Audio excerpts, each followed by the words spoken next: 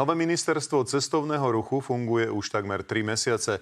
Dodnes ale neprišlo so žiadnym návrhom zákona, stále nemá ani vlastné sídlo. Ministerstvo hovorí, že potrebuje ešte trocha času. Podľa opozície sa len potvrdzuje, že vznik nového rezortu bol zbytočný. Sú to už 3 mesiace, čo sa stal Dušan Kekety šéfom nového ministerstva cestovného ruchu a športu.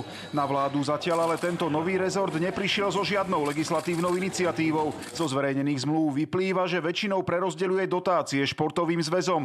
Veľa sa toho o aktivitách nedozviete ani na webovej stránke ministerstva. Nie je totiž ešte sprevádzkovaná. Nedočkali sme sa zatiaľ ani žiadnej tlačovej konferencie rezortu.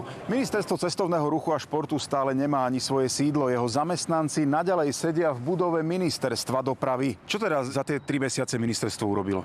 Štandardne býva to, že sa pýtate väčšinou aj nových vlád, že čo je nové po 100 dňoch. Čiže keby sme dostali túto možnosť, tak tých vecí vám vieme povedať o mnoho viac. Novovytvorené ministerstvo tvrdí, že viacero procesov dotiahne v nasledujúcich dňoch. V tejto chvíli ešte nie je ukončená súťaž na naše nové sídlo, čiže nemôžeme o nej informovať, ale môžem vám povedať, že aj na príprave zákonov, takisto aj na našej webovej stránke sa pracuje. Rozpočet ministerstva je na úrovni približne 250 miliónov eur. Podľa opozície sa ukazuje, že tomuto novému rezortu chýba agenda a jeho vytvorenie bolo účelové a narýchlo. Tu nás sa najprv robilo ministerstvo a teraz rozmýšľajú a bavia sa o tom, čo by to ministerstvo reálne malo v praxi robiť. A ja to vnímam za ďalšie plytvanie verejných zdrojov. Pre šport nevidím absolútne žiaden prínos.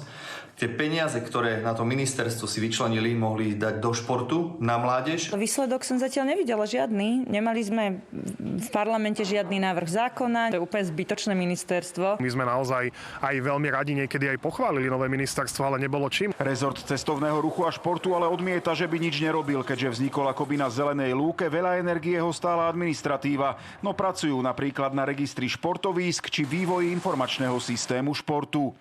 Od začiatku, od 1. februára sa riešili administratívne veci, ktoré sú spojené s fungovaním ministerstva. To znamená delimitácie zamestnancov alebo jednoducho ich presun pod nové ministerstvo. Takisto sa zháňali noví odborníci. Rezort plánuje zamestnávať približne 200 ľudí. Niektorí prešli z ministerstiev školstva a dopravy. Na nové ministerstvo odišlo 12 štátnych zamestnancov k tomuto dátumu. Pod nový rezort prešla aj agentúra na podporu a propagáciu cestovného ruchu, štátna lotéria Typos či Fond na podporu športu. Členovia športového hnutia si však vznik ministerstva chvália. Na minulotýždňovom spoločnom stretnutí vyhlásili, že komunikácia so štátom nebola nikdy lepšia.